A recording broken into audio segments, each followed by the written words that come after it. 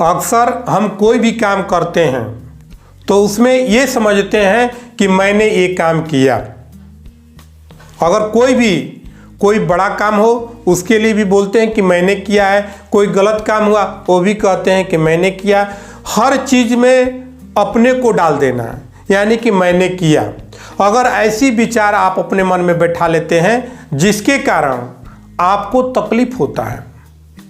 आपने कर्म किया, आप कर्म के भागी हैं, आपने कर्म किया कि मैंने ये काम किया। अब उस कर्म का फल आपको अगर बुरा मिलता है तो आप ये सोचने लगते हैं कि मैंने एक कर्म किया था जिसके कारण आज हमको तकलीफ सहना पड़ रहा है। अगर मैं ऐसा नहीं करता तो आज हमको तकलीफ नहीं सहना पड़ता।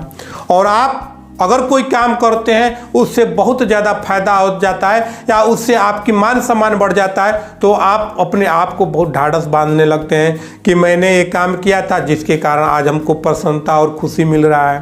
तो आपके दो साइड हुए, एक अच्छे कर्म किए जिसके कारण आपका मनोबल बढ़ गया, और एक जगह आपने गलत काम किया या कोई भूल से ही अगर गलत कर्म कर दिए जिसके कारण उसको तकलीफ होने लगा, तो आप दोनों तरफ से दोषी बन जाते हैं। एक साइड से आपने दोषी बना, दूसरे साइड से भी दोषी कैसे बन गए? क्योंकि आपने एक चीज से खुशी लाया और दूसरे से दुखी आया, और दोनों को अपने अंदर सम्मिलित कर लेते हैं जिसके कारण आपको दुख उठाना पड़ा। लेकिन अगर दोनों साइड से अगर आप सामान्य स्थिति अपने अंदर बनाए रखते तो आपको तकलीफ नहीं होता। इसके लिए करना क्या है? आपको सिर्फ ये सोचना है कि अगर मैंने बुरा कर्म किया या मेरे से कोई मिस्टेक से कोई गलती हो गया तो मैंने नहीं किया बल्कि ईश्वर ने मेरे द्वारा कराया।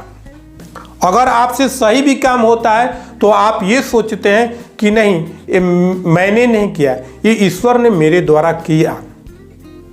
इससे क्या होगा कि आपके अंदर हमेशा समानता बना रहेगा और आप ईश्वर पर आश्रित रहेंगे, ईश्वर के भरोसे पर रहेंगे, उन पर आप विश्वास करेंगे। वे करते नहीं हैं लेकिन कराते जरूर हैं, ऐसा विश्वास आपके अंदर रखना होगा। इससे क्या होगा कि आपका मन हमेशा एक सामान्य रहेगा, ना ही अधिक पीड़ा में डूबेगा और ना ही अधिक सुख में आएगा। जब किसी चीज में अति हो जाता है, अति दुख हो जाता है तो उसमें आपको कष्ट महसूस होता है, अत्यधिक खुशी हो जाता है तो उसमें आप बहुत ज़्यादा प्रसन्न हो जाते हैं। तो ये अति शब्द को रोकना होगा और आपको सामान्य रूप से चलना होगा, और अपने अंदर से जो मैं शब्द निकल रहा है उसको समाप्त करना होगा, उसको खत्म करना होगा। अगर आप इसको खत्म कर देते हैं तो आपके मन से कभी भी दुख, तकलीफ और संकट का जो एहसास है आपको पता नहीं चलेगा। दुख और संकट और तकलीफ आएगा लेकिन उसका एहसास आप पर नहीं होगा, यह विश्वास रखिए।